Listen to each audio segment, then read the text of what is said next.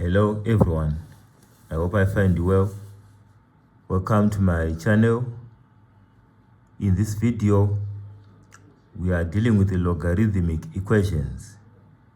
And the question says, if log x plus log x minus 3 equals 1, find x. If log x plus log x minus 3 equals 1, find x. So our solution, log x plus log x minus 3 equals 1.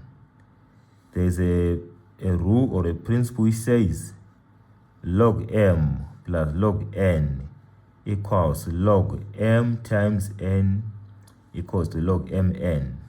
Okay? So this left hand side of our equation is in this form. So you must write it in this form.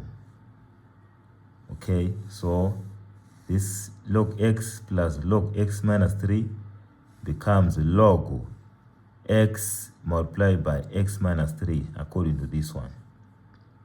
So we have expressed this one in this form, being guided by this principle or rule.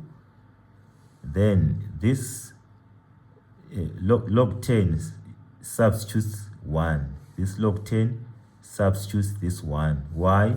Come to this box here. Log base 10 of 10 equals 1, or simply log 10 equals 1.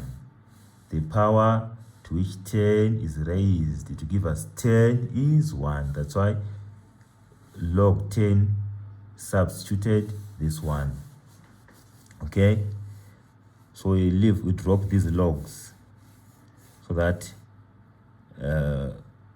okay, before that, so this log, so finally after multiplying here, we get log x squared minus 3x equals log 10, and then we drop these logs so that we remain with x squared minus 3x equals to 10.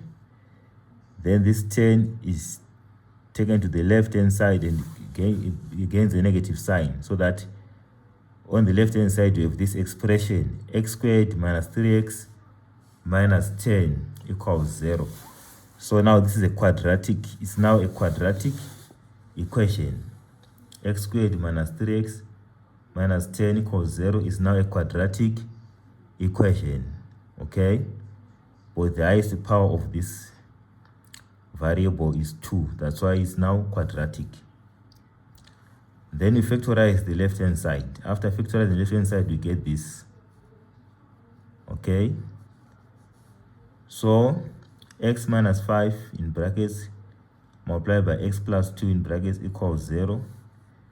So when we multiply 2 brackets and get a 0, it means either this first bracket x minus 5 is equal to 0, or this second bracket x plus 2 is equal to 0.